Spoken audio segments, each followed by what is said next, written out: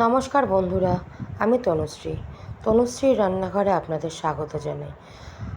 আজকে বানাবো মাটন বিরিয়ানি। সব থেকে সহজ পদ্ধতি। চলুন দেখা যাক বানাতে কী কী লাগছে। দেরাদুন চাল নিয়েছি 1 কেজি, লঙ্কা বাটা, পেঁয়াজ কুচি আর ডুমো ডুমো করে কেটে নিয়েছি আলু, আদা রসুন বাটা আর পেঁয়াজ বাটা। আর নিয়েছি 1 কেজি মাটন, ধুয়ে বেছে পরিষ্কার করে নিয়েছি। কড়াইতে তেল গরম করে নিয়েছি, এতে পেঁয়াজের বেরেস্তাটা ভেজে নেব। অন্যদিকে আলুগুলো কুকারে দিয়ে সেদ্ধ করে নেব। তাতে দেবো আদা রসুন বাটা, লঙ্কা বাটা আর নুন, হলুদ। বন্ধুরা, আজকের রান্নাটা ভালো লেগে থাকলে একটা লাইক করবেন, শেয়ার করবেন আর কমেন্ট করে জানাতে ভুলবেন না। আলু সেদ্ধ করার সময় 1 ঢাকনা কেওড়া জলও দিয়ে দেব। দেখুন পেঁয়াজটা লাল হয়ে ভাজা হয়ে গেছে, এবার আমি তুলে নেব। আলুটাও সেদ্ধ হয়ে গেছে, আমি একটু লাল করে ভেজে নেব। এবার পালা মাটনটা সেদ্ধ করে নেওয়ার। মাটনটা কুকারে নিয়ে নিলাম, তাতে দিলাম আদা রসুন বাটা, লঙ্কা বাটা, পেঁয়াজ বাটা আর দেব কেওড়া জল 1 ঢাকনা। এদিকে একটা গ্যাসে কড়াই বসিয়ে নেব, তাতে খানিকটা সর্ষের তেল আর ঘি দিয়ে রসুন আদা বাটা, পেঁয়াজ বাটা আর লঙ্কা বাটা সব দিয়ে একটু মশলাটা কষিয়ে নেব।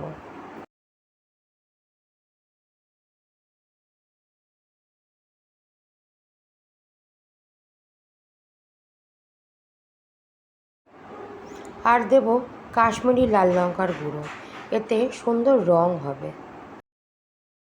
আমি এখানে বন্ধুরা ক্যাচের বিরিয়ানি মশলা ব্যবহার করেছি, আপনারা চাইলে সানরাইজেরও ব্যবহার করতে পারেন।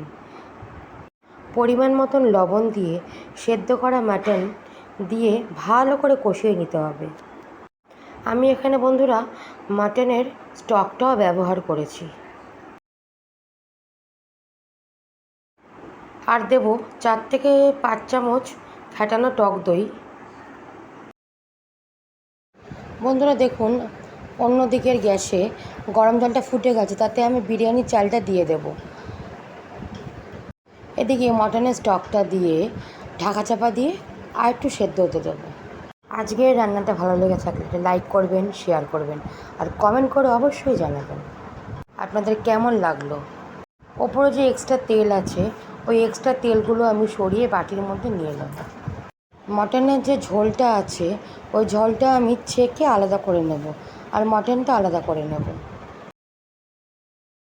এবার নেব একটা মোটা দেচকি, তাতে আলু আর মটনটা দমে বসাতে আমার সুবিধা হবে। আপনারা চেষ্টা করবেন মোটা ভারীযুক্ত কিছু পাতিল নিতে।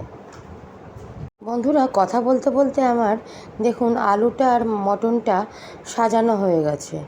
এবার অর্ধেকটা ভাত আমি দিয়ে দেব। দেওয়ার পরে একটা বাটির মধ্যে 1 বাটি দুধ, তাতে কেশর, কেওড়া জল, মিঠা আতর দিয়ে বানিয়ে রেখেছিলাম, সেটা আমি পুরোটাই দিয়ে দেব। এর ওপরে আমি বাদবাকি ভাতটা দিয়ে দেব। তারপর যে মাংসের ঝোলটা আমি ছেঁকে রেখেছিলাম সেটাও দিয়ে দেব। বন্ধুরা, বাড়িতে একবার বিরিয়ানিটা বানিয়ে দেখবেন আর আমাকে অবশ্যই কমেন্ট করে জানাতে ভুলবেন না যে কেমন হয়েছে। এবার দিয়ে দেব পেঁয়াজের বেরেস্তাটা, তারপর দেব বিরিয়ানির মশলা। আমি এখানে ক্যাচ মশলা ব্যবহার করেছি। এবার দমে বসানোর মোক্ষম সময় চলে এসছে। আমি এখানে লোহার ভারী একটা চাটু নেব। আপনারা 1 ঘন্টা দমে রাখবেন। বন্ধুরা, আমি 1 ঘন্টা পর ফিরে এলাম। দেখুন মটন বিরিয়ানি ঝরঝরে হয়েছে, খেতেও দুর্দান্ত হয়েছে। আপনারা বানিয়ে দেখবেন আর আমাকে কমেন্ট করবেন। মটনটা খুব সফট হয়েছে। যদি রবিবার দুপুরে এরকম মটন বিরিয়ানি পাওয়া যায় তাহলে আর কিছুই লাগে না। টাটা বন্ধুরা, আপনারা ভালো থাকবেন, সুস্থ থাকবেন আর পরবর্তী কোনো রান্নায় আবার দেখা হবে আপনাদের সাথে।